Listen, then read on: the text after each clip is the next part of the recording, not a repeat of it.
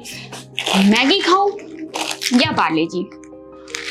और क्रीम वाला बिस्कुट भी है, ऊपर से टाइगर भी। तो बच्चों इसे कहते हैं सेपरेशन करना। ये आप लोग यहाँ पे देखिए, ये पूरा मिक्सचर है। मिक्सचर यानी कि मिश्रण सब कुछ मिक्स मिला हुआ है। अब इसमें से मुझे हर चीज अलग अलग करनी पड़ेगी। जैसे कि ये शिमला मिर्च अलग करना पड़ेगा, हमें प्याज अलग करने पड़ेंगे, हमें इसमें से पार्ले जी और बाकी की चीजें भी अलग करनी पड़ेगी। तो हमने क्या किया, एक जैसी चीजों को हम लोगों ने अलग अलग कर दिया। जैसे कि ये पार्ले जी अलग कर दिए, प्याज अलग, शिमला मिर्च अलग और ये मैगी भी अलग। तो इसे कहा जाता है सेपरेशन यानी कि पृथक्करण।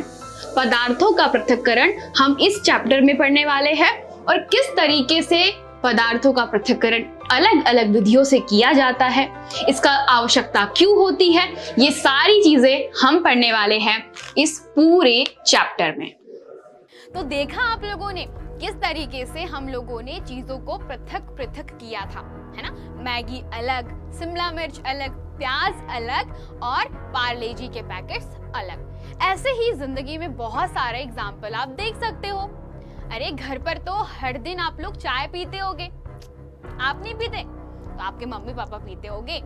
तो चाय पीने के पहले कप में उसे छाना जाता है। हम चाय पत्ती को अलग करते हैं और चाय को अलग। तो आप लोग इस तरीके के ढेर सारे एग्जाम्पल अपने आसपास देख सकते हो। अब मान लो मम्मी ने बनाए हैं एकदम गर्मा गर्म बढ़िया से पोहे, और पोहों में डलते हैं मूंगफली, प्याज, मिर्च और अलग अलग मटेरियल। पर आप हमेशा मिर्ची को अलग करके बाकी सारी चीज खा जाते हो। पर कभी सोचे हो कि आपको मिर्ची को अलग क्यों करना पड़ रहा है? चाय पत्ती से चाय को पृथक क्यों करना पड़ रहा है ना? क्वेश्चन तो है। तो यही इस पूरे चैप्टर का उद्देश्य है, आपको समझाना कि पदार्थों का पृथक्करण यानी कि सब्सटेंस का सेपरेशन क्यों नीडेड है, क्यों जरूरी होता है। चलो आओ अब इस इमेज के माध्यम से समझने की कोशिश करते हैं। सबसे पहले आप देखो कि आपके पास में अलग अलग मटेरियल है, जैसे कि चावल, आपके पास में है अलग अलग दालें, नमक और रेत का मिश्रण। अब मुझे बताइए कि चावल के अंदर से कंकड़ को चुनना पड़ता है। आप क्या करते हो, चावल के अंदर से कंकड़ को चुनते हो और फेंक देते हो। वैसे ही जब आपके पास में नमक और रेत का मिश्रण होता है तो आप क्या करना पसंद करोगे? आप नमक और रेत को अलग अलग करने में सोचते हो कि यार अगर रेत में नमक मिक्स है तो उसे कैसे पृथक किया जाए, है ना। ये बहुत डिफरेंट चीज है। चावल से कंकड़ निकालना आसान है, लेकिन रेत से नमक को अलग करना थोड़ा सा कठिन है। अब आप हाथों से तो नमक नहीं चुन सकते। यही सब चीजें आपको अलग अलग विधियों के साथ में इंट्रोड्यूस करवाएंगे। आप लोग यहाँ पर सीखोगे किस तरीके से हम अलग अलग पदार्थों को पृथक करते हैं। एग्जाम्पल के लिए आप सभी लोगों ने अभी मुझे देखा हाथों से चयन करते हुए। मैंने क्या किया, हाथों से चीजों को सेपरेट किया।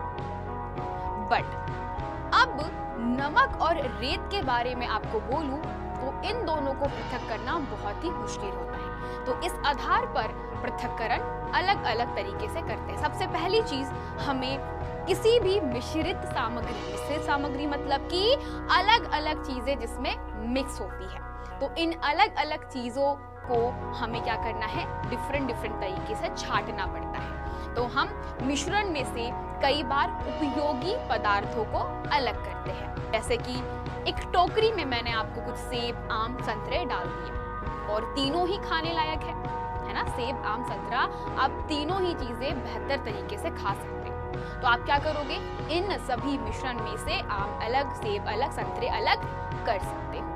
तो इसे कहा जाता है उपयोगी पदार्थों में से उपयोगी पदार्थ निकालना। जैसे कि घर में सबसे बेहतरीन एग्जाम्पल होता है, आप सबकी मम्मी दही से छाछ बनाती है। तो किस तरीके से जब वो छाछ मथ कर निकालती है, बनाती है, तो उसमें जो भी मक्खन होता है उसे अलग कर लिया जाता है और जो भी छाछ होती है उसे अलग कर लिया जाता है। तो दही से मक्खन और छाछ बना तो ये भी क्या है, उपयोगी वस्तुएं हैं, उपयोगी पदार्थ हैं। तो दही से हमने दो उपयोगी जो हमारे काम की है ना, मक्खन भी खाया जाता है और छाछ भी पी जाती है, तो ये दोनों उपयोगी थे, तो इनको हमने क्या किया, यूज किया। अब बात करते हैं थोड़े से डिफरेंट तरीके से। अब जैसे कुछ अनुपयोगी चीजें, जैसे चाय से चाय पत्ती को छानना था, तो चाय पत्ती थोड़ी खाओगे आप लोग, चाय पत्ती को खाया नहीं जा सकता, उसे आपको फेंकना पड़ेगा, आप सिर्फ चाय पीते हो। तो हमने क्या किया, चाय पत्ती को अलग किया और चाय को अलग। तो यहाँ पर चाय पत्ती जो है वो अनुपयोगी पदार्थ होता है, ठीक है। तो इस तरीके से पृथक्करण अलग अलग विधियों से और अलग अलग उद्देश्य से किया जाता है। तो यहाँ था आपका पृथक्करण का उद्देश्य।